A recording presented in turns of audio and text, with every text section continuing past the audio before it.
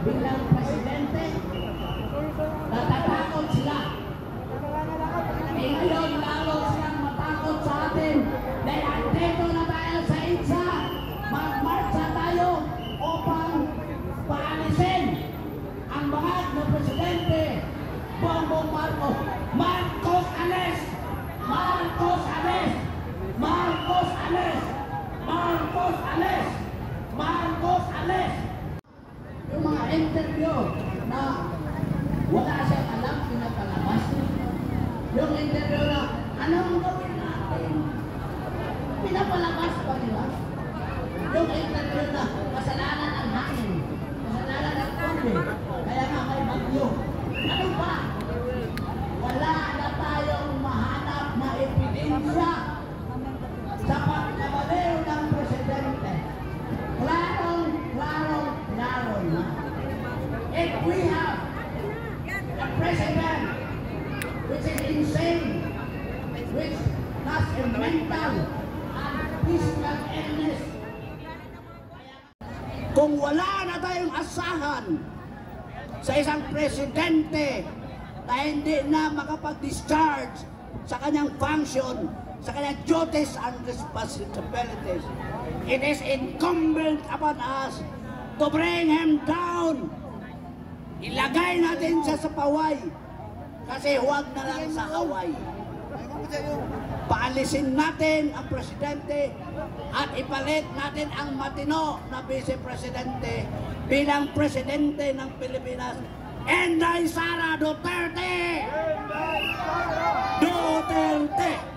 Duterte! Duterte! Duterte! Ito nag-umpisa. Ito.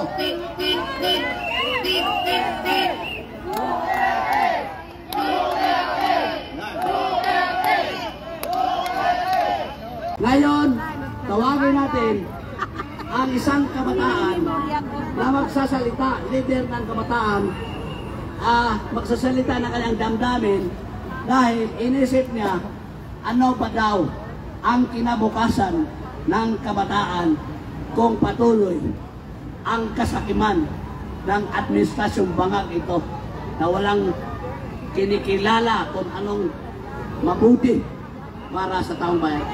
Sana yun si Dong. Halika. Ito ang leader ng kabataan. Good afternoon and assalamualaikum warahmatullahi wabarakatuh. Unang-una sa lahat, ako ay isang tao lamang na maliit. Prangkahan ako magsalita. Pero ito yung totoo. Si Sara Duterte ang pag-asa ng bayan. Pero si Bongbong Marcos ang laso ng kabataan. Huwag na tayong magpabudol sa mga hunghang at mga buwayang politiko. Ngayon, nakita niyo naman nung tinamaan ng bagyo ang Pilipinas sa Bicol. Tinanong si Presidente, anong dapat nating gawin? Aba, pumamot ang ulang bangag. Aba, tinanong siya kung anong dapat gawin kasi ang mga tao sa Bicol namamatay na dahil sa baha. Ngumiti lang ang bangag. Anong dapat nating gawin? Kung hindi ka ba naman bangag, ikaw ang presidente pero hindi mo alam kung paano mag-solve ng community. Hindi mo alam kung paano mag-solve ng problema sa bansa. Ngayon, sasabihin ng mga media, kaya lang kayo nandyan, bayaran kayo eh. Hoy, media-mediahan, walang bayaran dito. Mahal namin ang pamilya Duterte. Bakit? Ayaw namin ang adik, kaya mahal namin si Duterte. Duterte, maganda siya magpatakbo ng lugar at ng ating bansa. Noong panahon ni Duterte, napakaganda pumunta ng ibang bansa, ipagyabang na isa kang Pilipino. Pero ngayon, nakakahiya na maging isang Pilipino sapagkat meron tayong Pangulong bangag. Noong panahon ni Duterte, yang Manila Bay, puno ng basura. Pati sa Pasig River. Dumating si Duterte, yang Manila Bay, parang sa ibang bansa na beach. Ang daming namamasyal. Ngayon pumalit si Bangag. Walang CR na naman ulit. Panahon ni Duterte, ang mga adik nagsitaguan. Ngayon bumalik ang adik na naman ng presidente. Lahat ng adik bumalik na naman. Totoo yan. Nangampanya si Bongbong Marcos. Anong sabi niya? Pag ako ang nanalo, 25 lang ang 1 kilong bigas. Naupo ang bangag. Ang bigas ngayon 60. Ang shabu bumaba. Ang pangako niya, bigas ang bababa. Ngayon siya ang naupo. Mumahal ang bigas, bumaba ang shabu.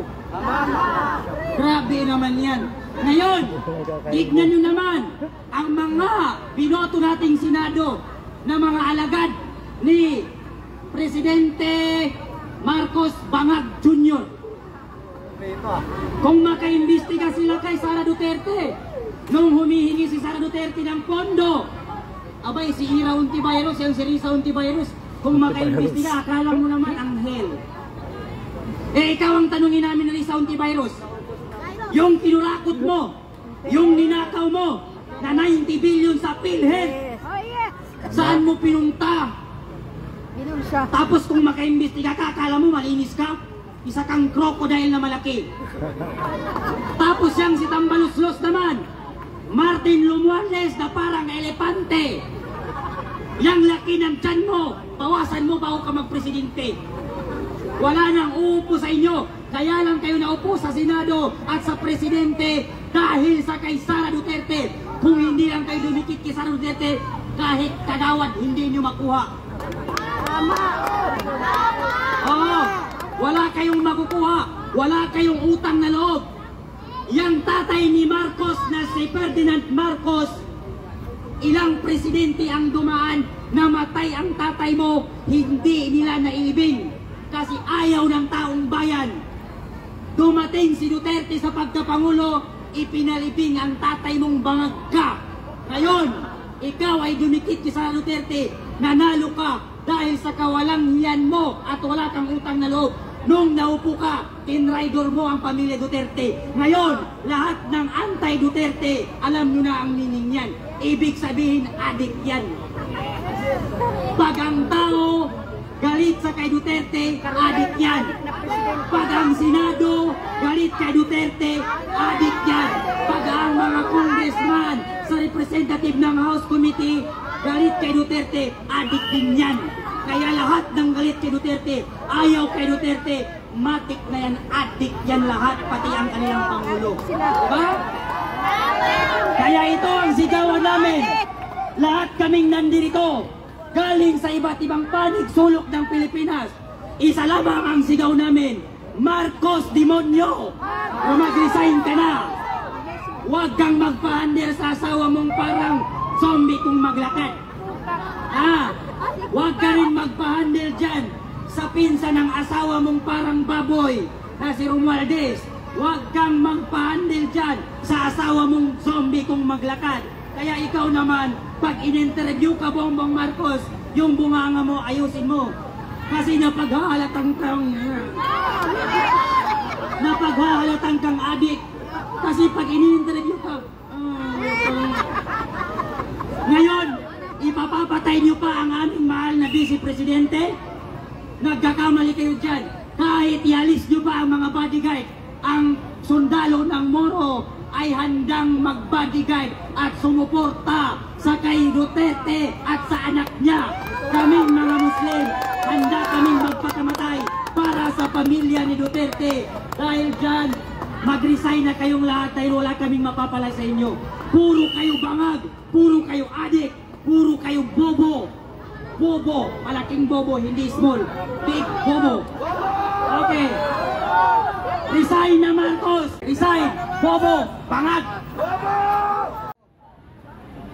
Amang Diyos, sa hapong ito, Ama, humihingi po kami ng panalangin sa iyo, Ama, na nagpasasalamat na ibinigay mo sa amin dito sa lugar ng EDSA. Alam po namin, maraming mga Pilipino, maraming mamamayang Pilipino na nananalangin sa oras na ito. Nabigyan mo po kami ng miracle. Ang panalangin po namin na pumapana po ang ating Presidenteng Pangulong BBM Marcos. Dahil alam po namin na ang nangyayari ngayon ay kalooban ninyo. Dahil ipinakita niyo po sa amin lahat-lahat kung ano po ang ginawa ng kanyang tatay, ganun din po ang ginawa ng kanyang anak. Yan po ang katotohanan. Kaya sa hapong ito, nananalangin po kami kahit anong denomination, lumalapit po kami sa iyo, Ama, na patuloy mo pong gabayan ng bawat isa na nandito. Dahil alam po namin na pinaglalaban po namin hindi laban po ng bawat isa, kundi laban ng mamamayang Pilipino.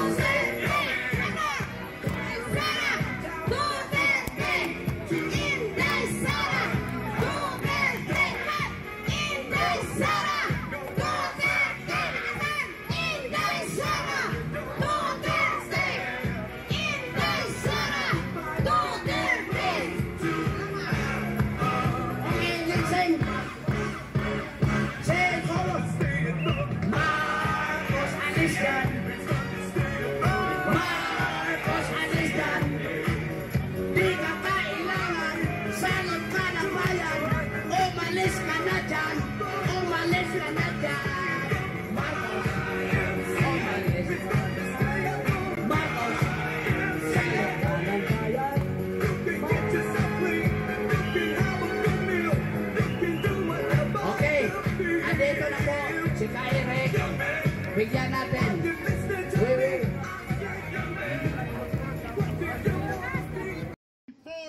Ang ganito kagarapal na pangungurakot, pangungulimbat at pandurubo sa kaban ng bayan sa gitna ng lumalalang kahirapan ng milyong-milyong mamamayan, walang kahihiyan silang kumukuha at nagnanakaw sa kaban ng bayan. Yan ang dahilan kung bakit nandito tayo sa EDSA. Klaro? So hindi daw natin alam kung bakit tayo nandito? Uulit-ulitin pa ba namin ito? Uulit-ulitin ba ni Ka Eric ito? Every hour? Alam ng mamamayan na ang ating pagsasalita ay may batayan at may aktwal na kalagayan na nagbibigay ng patotoo. Hindi tayo nag-iimbento ng kwentong ito, at lalo na ngayon din ay lumalagablab ang panawagan ng mamamayang Pilipino na dapat magpa-drug test, hair, follicle, DNA type drug test si Marcos Jr. Otherwise, mawawala ang public trust and confidence sa Office of the President, at ang issue dito ay ang usapin ng moral integrity and competence, especially state of mental health of the President. Nasasaligang batas po natin na ang kalagayang pangkalusugan ng Pangulo ng Bansa must be open to public disclosure and must be an information that must be disclosed to the public. Ang pagkakaroon ng aligasyon at mga akusasyon that the President is involved in long-term, chronic na pag-abuso sa illegal na droga ay isang seryosong akusasyon that should be taken, considered as an issue of health situation of the President. And I will determine and underline mental health condition of the President.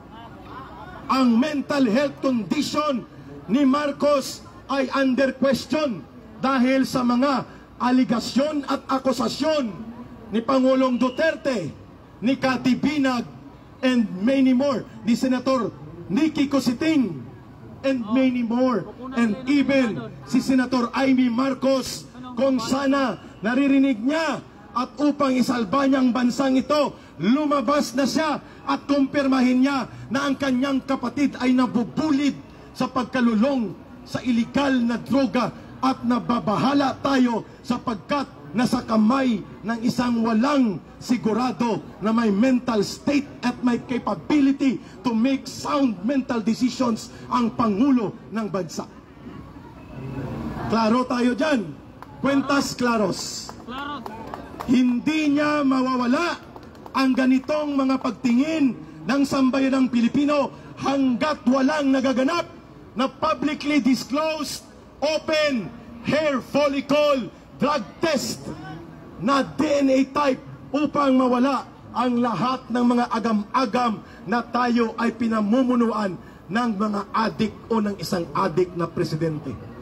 Yan po ang dahilan kung bakit ang taong bayan na ang nananawagan na magpa-drug test na at ilabas na ang mga record ng binanggit na mga hindi may paliwanag na trilyon-trilyon na pondo.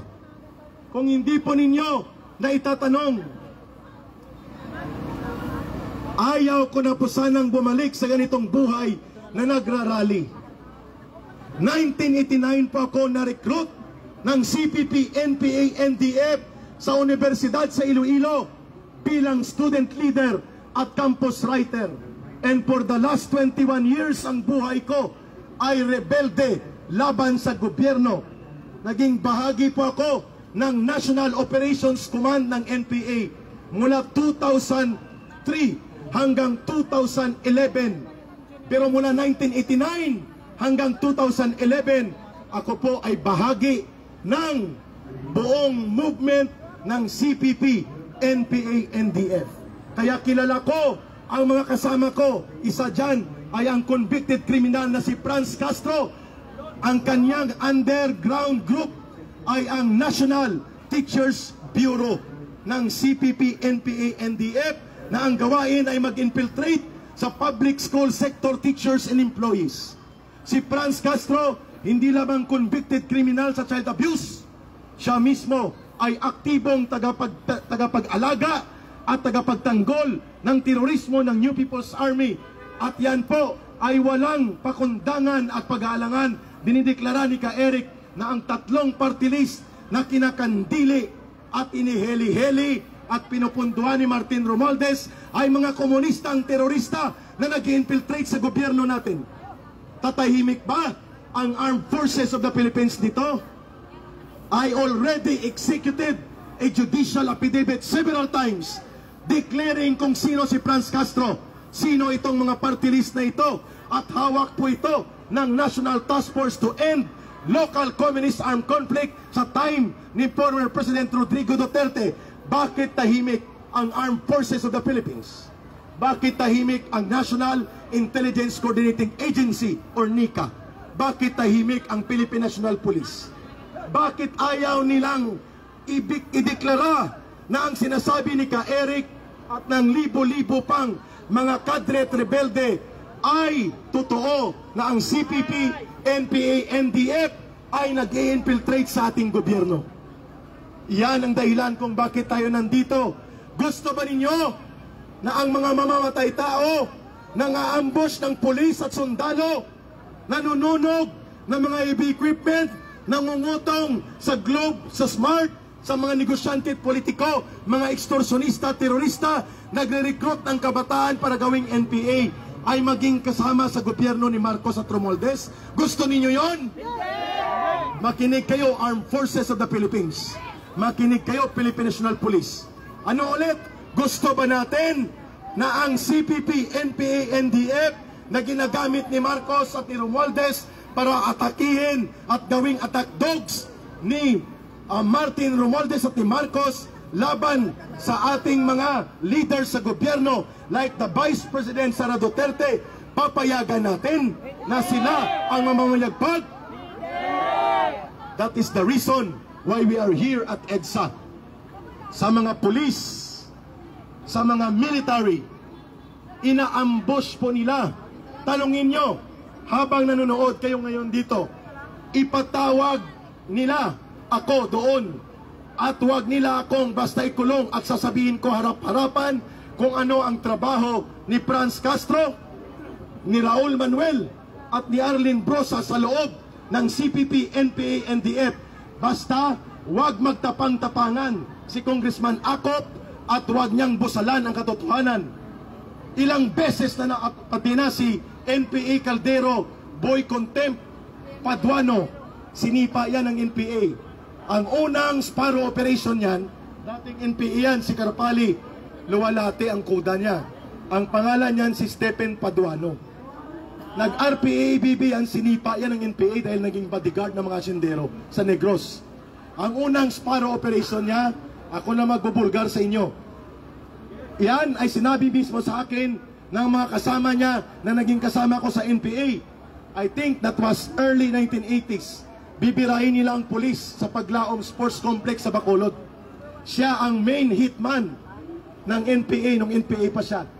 Nang bumunot siya ng baril at tutukan ng pulis, lumingon ng pulis at bumunot ng baril, nabitawan niyang 45 niya sa panginginig.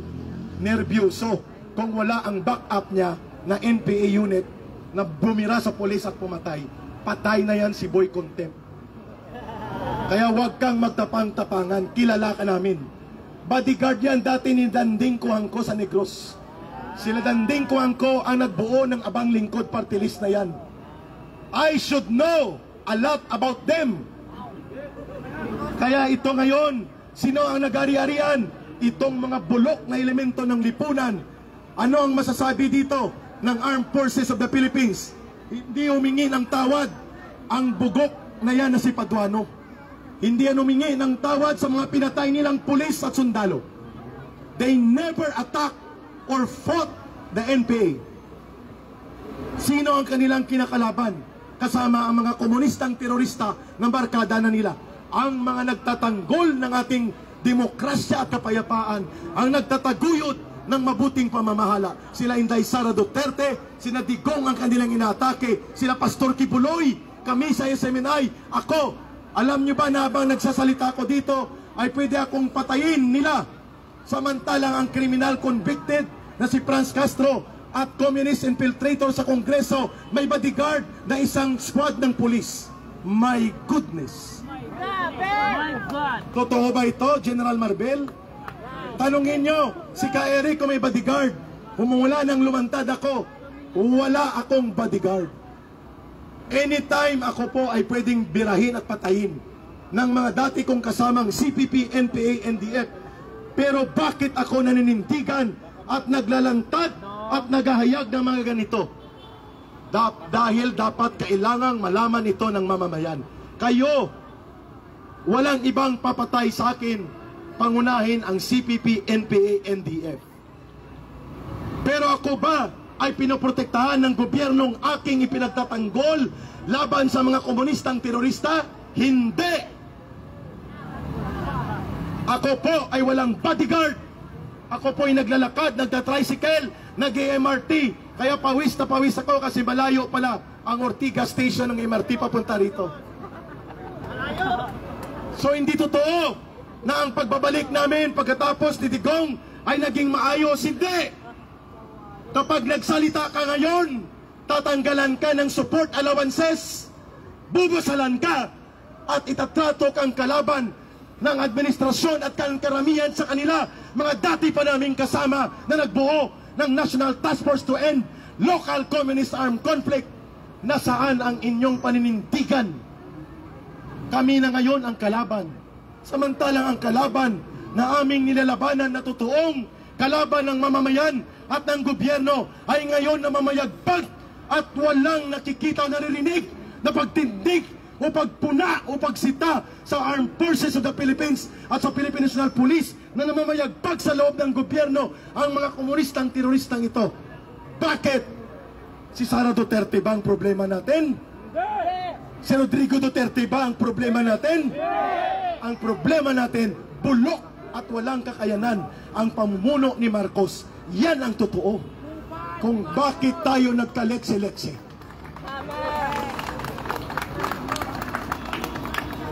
Diyan muna. Mukhang mawawala ng hangin si Ka Eric. Matanda na. Noong panahon siguro ng kabataan ko, kahit isang oras sa entablado, sa gitna ng init, kaya ko. Hanggang ngayon, hindi ko na rin po kayang bumalik sa kabundukan at wala na akong babalikan doon. At hindi na rin ako babalik sa madugo at marahas na buhay sa mga nanonood na ito.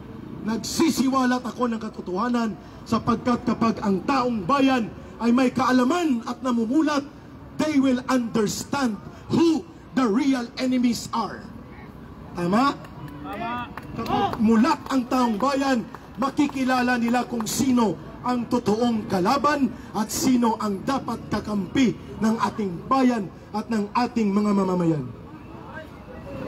Kaya mga kapatid, lumapit po kayo dito sa lahat, tumindig po tayo at awitin natin ang Ama namin. Ay hindi, sorry. Doon pala yun sa chapel. Mamaya ng Ama namin. Dito muna tayo sa Pilipinas kung mahal. May announcement. Ang announcement po, we are appealing and calling on the Metro Manila Development Authority, MMDA. Tinipon po namin ang aming mga basura dyan sa labas sa may EDSA, pero po hindi na hinahakot. Wala po kaming kapasidad na magkaroon ng basura truck o garbage dump truck. Uulitin ko sa pamunuan ng MMDA, please, kaming mga mamamayan ay nananawagan sa inyo, hakutin nyo na po at kunin ang mga basurang inipon po namin at nililinis dito at nandyan po nakaimbak o nakalagak dyan sa malapit sa EDSA. Please, MMDA, kunin nyo na rin ang basura sa Malacanang. Maawa po kayo.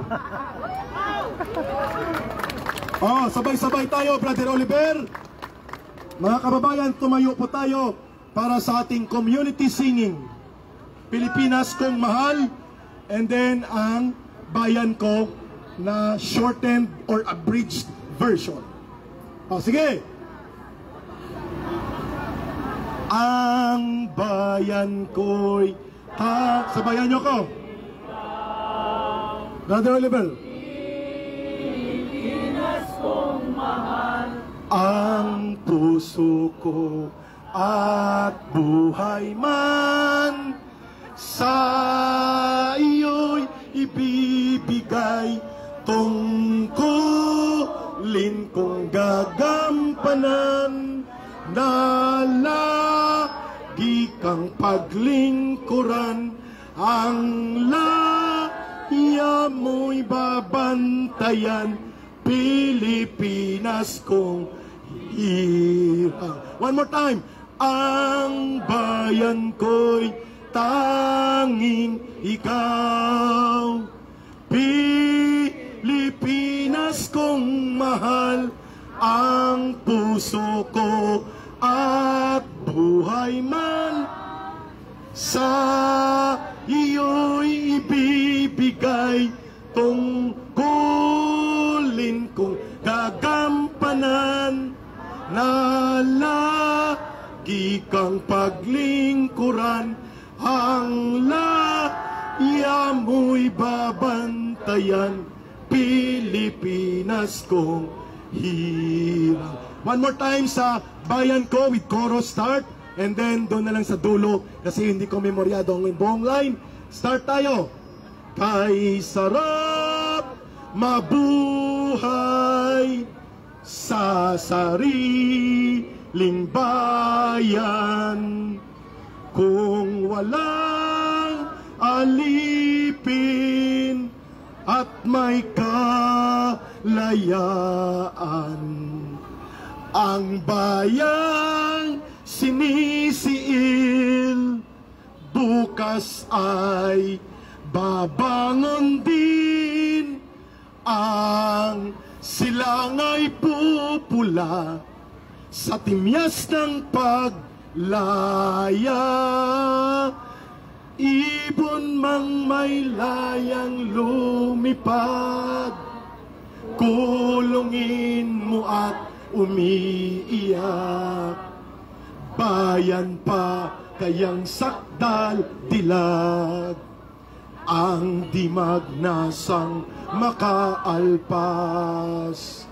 Pilipinas kong minumutya, pugad ng luha at dalita, aming adhika.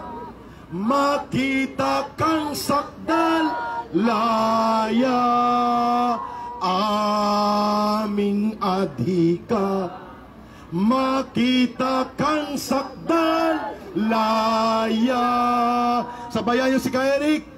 Bayan, bayan, bayan ko. Bayan, bayan, bayan ko.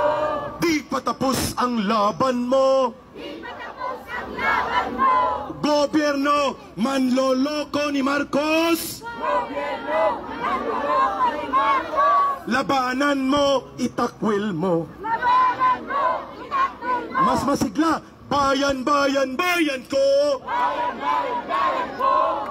Di patapos ang laban mo. Di patapos ang laban mo. Gobyerno ni Marcos naman loloko. Gobyerno ni Marcos naman loloko. Labanan mo, itakwil mo. Labanan mo, itakwil mo.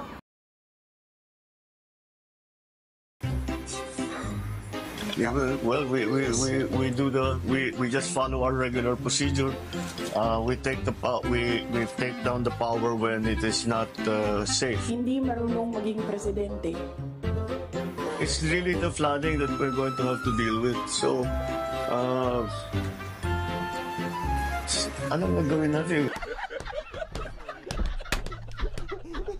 Sir, the Vice President said that you don't know how to be a president. Hindi rin nagsalita si First Lady Liza Araneta Marcos nang hingan namin ng komento kay VP Sara.